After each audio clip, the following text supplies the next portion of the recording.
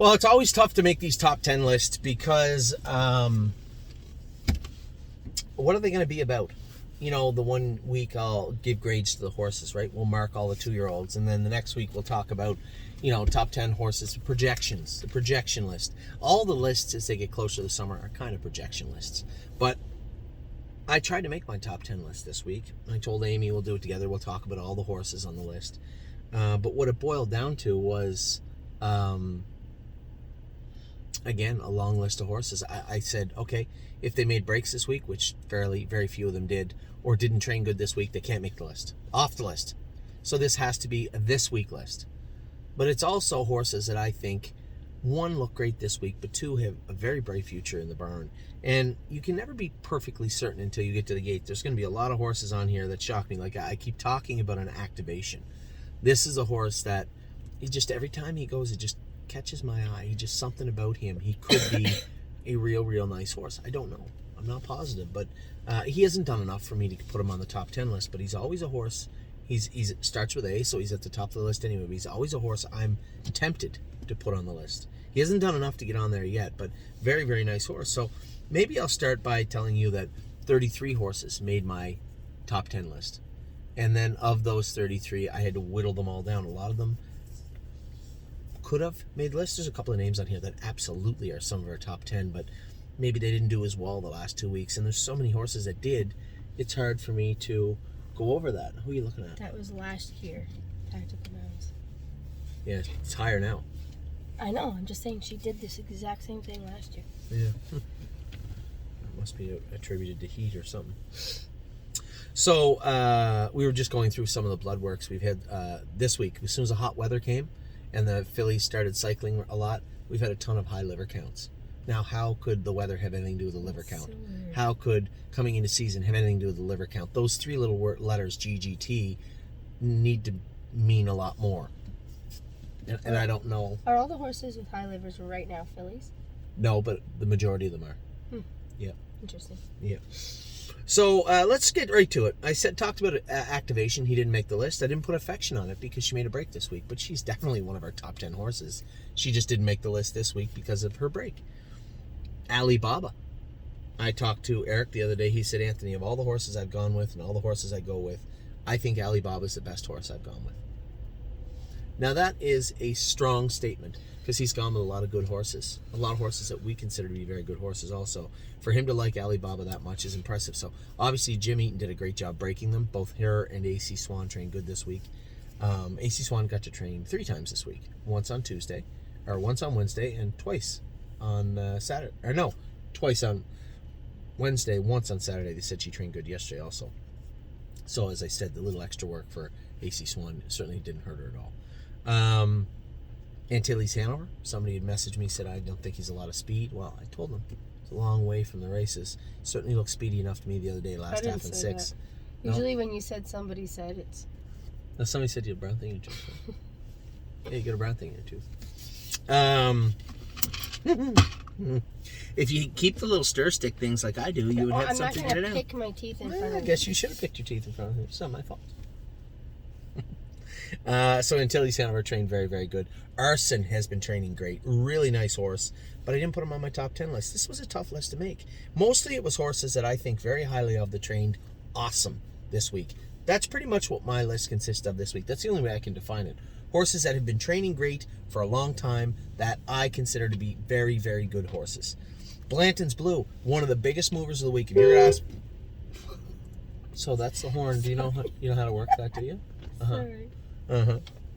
So, Blanton's Blue, nobody has really worked as hard as Blanton's Blue has over the last 3 weeks. Total attitude change. A complete 180 from where he is and what he's doing. And I was very happy with him, but I couldn't put him on the top 10 list. 2 weeks don't make an entire horse. But he's definitely heading in the right direction, I can tell you that.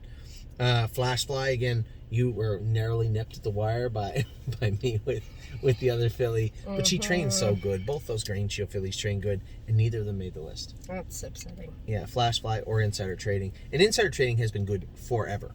So is Flashfly. And this only goes to speak of how much I like these top 10 horses. When 2 of the horses I speak highly of all the time. Did not make the list. Irresistible Sun, I told you, I think he was on my number 2 or 3 as far as projections list. And here he hasn't even made this week's top 10 list. Lover's Play, made a break. Love this filly, made a break. This week, Memory and Imagination has just been on the periphery all the time, always right there, either looking great or in a position to look great. I think we're going to have a lot of fun with this guy. Again, very tough, but I didn't put him on. Mounds for All, Mario said 3 words. That's 4 words. I love this horse, is all he said to me after he trained. Horse is really turning into a nice horse, and I love what I see from Mounds for All. You remember Mounds for All? I went with them a It's few muscle times. mass cult that we bought. No, that was Widespread Panic. Who This also guy. trained good He yesterday. did. He trained good. Yeah. No, He, this is the Swan for All. This is Tactical Mounds' brother. That's right. That's how it is. I remember it. I forgot about that until you just said it. Oh Snap You, Paycheck Princess, 2 fillies that have been doing great things, especially Oh Snap You for a long, long time. Paycheck Princess is just more recently, but again, couldn't put them on the list. Purple People Eater trained great on Saturday. Jason did exactly what I would have done. She just looked so on Wednesday, kind of ho-hum, and they said, the splint's bothering her, feet are bothering her. He said, yeah, just put the gear on her. I'll go with her right now. Jason trained her mile on 220. I approve that. A very good training mile. Ready for Landing. It breaks my heart, but, you know, I'm in a very unique position with this horse. He has a very narrow train of thought and a very narrow avenue in which you can train him. Sit till the head of the lane, move him down the lane, just let him do his work. Old school training, which I hate, but if you color outside the lines, if you move him at the 3/8, he'd explode. He just can't focus. He just feels disturbed all the time when you do anything differently than what he wants to do, which makes it very hard to stick up for him. And we don't usually train like that. Usually if a horse doing that, I will do everything except the way they want to train. But this guy is so big and strong and stubborn, I'm left thinking, in this particular case, I'm going to stay the course for right now. I don't think castrating him is going to help him. It's not an attitude thing. It's a focus thing. It might. And I'm not against it. I just don't, this horse I don't think he needs to be just yet. I'm going to stay the course and train him as is just for now. It takes Tactical Landing boys a little while to grow up. It does. Seasons of Love, Sedona Hill, one of our best horses. Yeah, Grandpa Lyle's not going to be happy with me. Sedona Hill didn't make it. Seasons of Love been training great, but again, this has to be 10. Southwind Digit, I don't think anybody had a 100-meter sprint like I saw that filly when I moved her around Green Tea the other day. I don't think any of our 2-year-olds had a sprint in them like that this year yet. She, just go back and watch the video. I think it was set 4 or something. I moved her out of the 2-hole on Green Tea and snapped around him, but she was trotting as hard as her legs would lay to the ground. From when I moved her to the time she cleared over to the front, I settled her around the last turn and then took off again down the lane. She was amazing the other day. But I couldn't put her on the top 10. Sunset Acres Girl, she was very close, but I couldn't put her on there. Sweeney, again, very close. I couldn't put him on there. No one was closer than Time Is On My Side. I couldn't put him on the top 10 list. He's always in the hunt. No, I was wrong. I had Cowboy on there. I just ruined it. You just ruined it. Time Is On My Side. I suspect he's going to be top 5 for us when push comes to shove and the summer starts. There isn't a horse in the barn that's put on more weight and got bigger, stronger, and taller than Time Is On My Side did this year. None. Not one. He is a giant now. And I think James is 100% right. Just take our time and we will get it right with this guy. I think I agree 100% with the direction we need for this horse. Now we are going to get to the 10 horses that I picked. None of those horses I just talked about made the top 10. None of them. Not one. Not even Sedona. That's a travesty. Number 10, Pull the Shoes. I love Pull the Shoes. She's a sweetheart of a filly. She wants to do her work. She was interfering behind. She was touching a knee. We changed her shoes behind. She got better, but still touched that knee, made a break after the mile the other day, but was really sprinting on the end of it. Just ask the blacksmith, just put 2 borium corks on the toe of each front foot. Don't tip her out. Don't screw around with her front end. Just put those 2 corks on and see if we can just slide her away from that knee. Just maybe. And if we can, she's going to be a bull in a china shop. She is such a beautiful filly. I just think she has so much to offer, but mentally, she's a black belt right now when it comes to horse racing as far as what she could be able to do right now as her age and where she's at, the experience she has. She understands everything we're asking her to do, and I love that about horses. Number 10, pull the shoes. Number 9, Royal Emeralds. Of all the green shoes, this is the biggest, strongest, and fastest one right now. A lot of them can go with her, but I don't think any of them can overhaul her. She is very, very strong and very, very fast. And I think when push comes to shove, come the summertime, this is going to be one of our better horses. Now, you haven't gone with either of those two horses. Yeah, pull the shoes I have a long time ago. Yeah, and you've never gone with the other filly, and she can fly. Number 8 is up here, Lonely Lakewood. This horse has bounced up and down lists all year, and he'll remain on lists. Just a good horse, right? This is just a very, very strong, very good filly. Gelding. Yeah. Lots to offer, and has been very, very good for quite a while. I've been so impressed with the way he's gone. I mean, I'd love to go with him one of these times. I just can't. But Johnny's done a great job with him, and he's looked fantastic. Number 7, Cowboy by the Sea. I was so torn with the Time Is On My Side, but Time Is On My Side, we're so busy hiding him and finishing up on the mile that he hasn't beat them up. He hasn't won all the sets. He hasn't laid over them. He hasn't crushed them at will, whereas Cowboy by the Sea has. He's done his great. He when I moved him the other day, I'm telling you, he was racehorse speed from halfway down the lane to the wire, and just looked fantastic. I like this horse. He's very well bred. We spent a ton of money on him. I mean, this is a $127,000 yearling out of Ohio. I just thought the horse looked amazing. Number 6, Gypsy Hill. You went with Gypsy Hill. You thought he was a little off left hind. The veterinarian thought his knees were a little weak. I don't like doing vet work on horses, but I want to keep this guy perfect. And if we can't blister him and keep him perfect, you blister him, you get a little bit better. Maybe 90-95% left hind, 90-95% left front. The veterinarian did his left knee and his left hock. He didn't think there was anything wrong with his rights. I didn't want to go poking the bear, but we did do the work on him, and Jason said he was immediately perfect. So that's good. Gypsy Hill, number 6. I think he's one of our best horses overall, let alone an Ohio bred. Number 5 is Pickpocket. Now, these top 5 horses could bounce anywhere amongst that. Pickpocket, I think, could easily make an argument to be our best horse overall. He's been on my list. He is such a good horse. Since the first list I made. And when we go to Oak Grove, you're gonna have to get a babysitter for that weekend. The first weekend at Oak Grove. We'll go down to Nashville. June the 13th is when it is. They race Sunday, Monday. So they'll have school. I'll have somebody take them to school. They race Sunday, Monday, but Pickpocket has just been so good. He's just a freakishly fast horse. I love this horse, and I cannot wait. There's a number of them. Activation is dual eligible. This Pickpocket is dual eligible. But the Pennsylvania one won't work. It has to be New Jersey. 3rd and 6th, I suppose, maybe. No, I don't know if he is. He was all around. Militant is. Militant is the one I was thinking of. Militant and Pickpocket would likely be the colts. Lovers Play, and there's a really, really good trot and filly also that's dual eligible. It has to almost be New Jersey. Where are you at? Not Punch the Clock. No, she's not anyway. I can't think of it off the top of my head. Lovers Play, isn't it? Oh, it's Affection. I don't know, Pennsylvania. Just Lovers Play, but I was thinking of the second one. It doesn't matter. Pickpocket is just such a good horse. He's been such a great horse from... Oh, is it Digit? From... Who's she? No, she's Pennsylvania. She's been such a great horse since day one. I really, really love this horse. Now, number 4 might be on your number 1. I told Amy I need 1 or 2. One or two from you. You've heard Winter everything Bells. I've talked about. Yep, Winter Bells is number 4. You put Venice ahead of... Oh, I thought... Yeah. You're just going to give away my list? Sorry. No, you go ahead. Winter Bells, I think, is... If we're going to talk about 2 of them, since you already pulled my pants down. Venice Blue Chip was number 3. Winter Bells was number 4. These 2 pacing fillies are so much alike, and I love them both. I think I had the conversation with one of our clients the other day was talking about Winter Bells and Venice. I said they're very, very similar. Venice Blue Chip is she's not perfect. Back in her knees a little bit. They bother her from time to time. She'll hook a line on the left line. If we can get her to the races and keep her sound, she is a scary, scary, scary fast filly. We have to work hard all the time to do that.